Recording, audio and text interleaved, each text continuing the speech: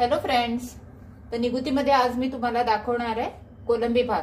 एकदम सोप्या पद्धतीने कोलंबी भात बनवून दाखवणार आहे मी आज तुम्हाला. तर त्यासाठी मी इथे अर्धा किलो कोलंबी घेतलेली आहे. ही साफ केल्यानंतर अर्धा किलो आहे. सो घेताना तुम्हाला 1 किलो किंवा अर्धा किलोपेक्षा थोडी जास्त घ्यायची, कारण त्याची सगळं साफ केल्यानंतर ती अर्धा किलो झाली पाहिजे. तर ही अर्धा किलो कोलंबी मी स्वच्छ साफ करून त्याला 3-4 वेळा पाण्याने धुवून त्याला मीठ आणि हळद लावून घेतलेले.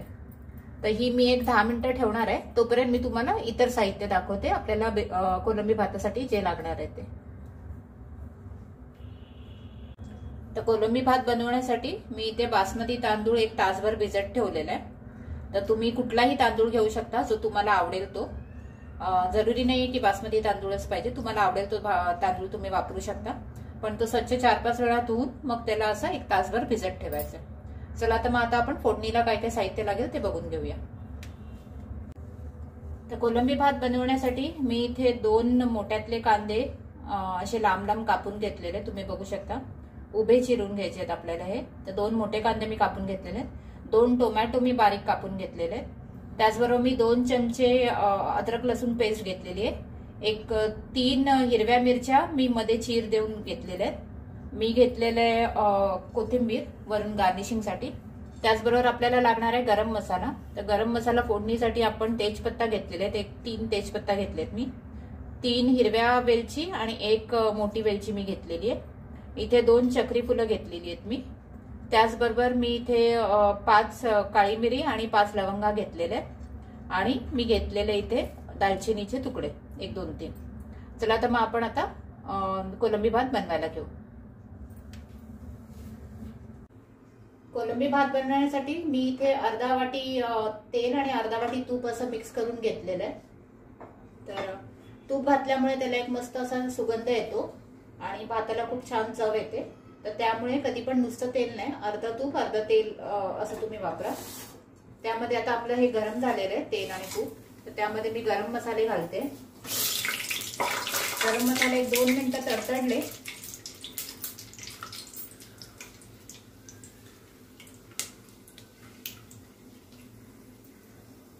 एक 2 मिनिटं गरम मसाले तडतडले की त्याच्यात आपण घालणार आहोत कांदा.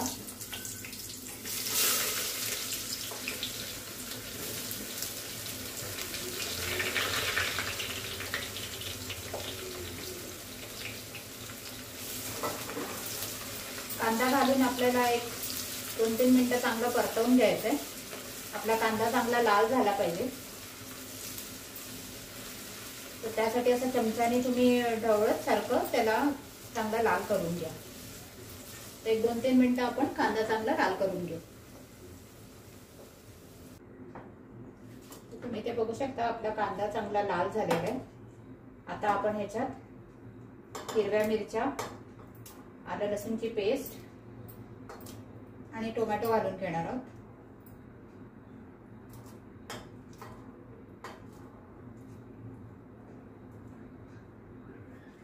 हे सगळं घालून सुद्धा आपल्याला 1-2 मिनिटं ह्याला व्यवस्थित परतवून घ्यायचंय.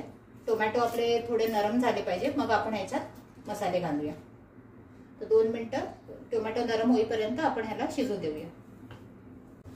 टोमॅटो आपला नरम झालेला आहे. आता आपण त्याच्यात घालूया 1 चमचा हळद, लाल तिखट मसाला. तर मी मालवणी मसालाच वापरते, मी काय वेगळा मसाला वापरत नाहीये. त्याचबरोबर मी इथे थोडंसं धणे पावडर घालते 1 चमचाभर आणि मी बिर्याणी मसाला 1-1.5 चमचा घालते. आता हे सगळं आपल्याला व्यवस्थित एकसंध करून घ्यायचंय आणि ह्याला जरा 2 मिनिटं तेल सुटलं पाहिजे. तर आपण 2 मिनिटं ह्याला तेलामध्ये परतवून देऊ सगळ्या मसाल्यांना. आपले मसाले चांगले तेलात त्याचा मस्त सुगंध सुटलाय. ते परतवून झालेले आहेत चांगले व्यवस्थित. तर आपण त्याच्यात कोलंबी घालतोय. आता जी कोलंबी आपण मीठ आणि हळद लावून ठेवलेली ती कोलंबी आपण घालतोय. तर हे मसाले व्यवस्थित कोलंबीला लागले पाहिजेत, त्यामुळे आपण त्याला परत असं व्यवस्थित तेलामध्ये परतवून घेऊ. 1-2 मिनिटं कोलंबीला तेलामध्ये असं परतवून घ्यायचे, जेणेकरून सगळे मसाले कोलंबीला लागतील.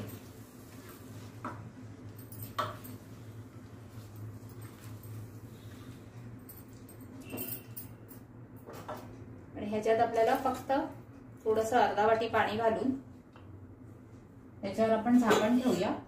पण कुकर आपल्याला बंद नाही करायचे, हे झाकण असं वरच्यावर ठेवायचे, जेणेकरून हे आपल्याला 2 मिनिटं वाफवून घ्यायची आहे कोलंबी. तर आपण कुकरचं झाकण न लावता असं वरच्यावर ठेवूया. थोडीशी ह्याच्यातून वाफ जात राहिली पाहिजे. एक मीडियम गॅस ठेवा तुम्ही, मीडियम फ्लेमवर, आणि हे 5 मिनिटं आपण वाफवून घेऊ. आपण 2 मिनिटं कोलंबी वाफवून घेतलेली आहे. तुम्ही बघू शकता कोलंबी मस्त अशी गोलगोल झालेली आहे. तर आता आपण ह्याच्यात जो आपण भिजत ठेवलेला तो तांदूळ आपण घालूया. मी 1-2 वाट्या तांदूळ, जवळजवळ अर्धा किलो तांदूळ असेल हा, तो मी भिजत ठेवलेला. कारण अर्धा किलो कोलंबी होती तर मी अर्धा किलो तांदूळ घेतलेला आहे.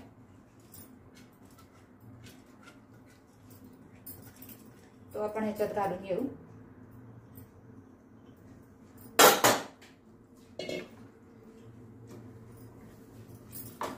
तो आपण व्यवस्थित असा मिक्स करूया.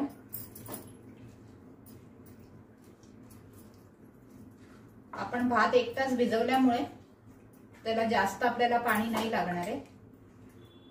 आपण डबल पाणी नाही घ्यायचंय. नॉर्मली आपण कधी पण भात शिजवताना आपण जेवढा भात असेल त्याच्या डबल पाणी घेतो, पण तसं इथे नाही करायचंय, कारण तो भिजवल्यामुळे तो ऑलरेडी नरम झालेला आहे. आता आपण ह्याच्यात चवीनुसार मीठ घालूया. पण कोलंबीला आपण आधी मीठ लावून ठेवलेलं, त्यामुळे त्या अंदाजाने तुम्ही थोडंसं कमीच मीठ घाला, नाहीतर खारट होईल.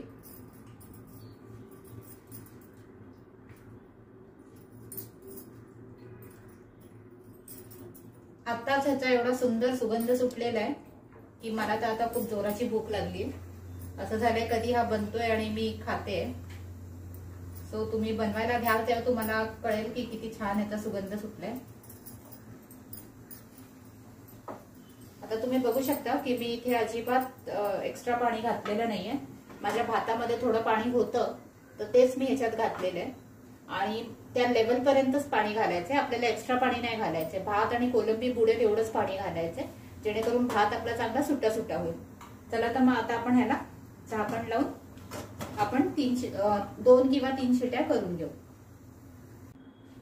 तर 3 शिट्या होऊन वाफ काढून घेतलेली आहे. मी कुकर उघडते आता. तुम्ही बघू शकता आपला कोलंबी भात किती छान तयार आहे.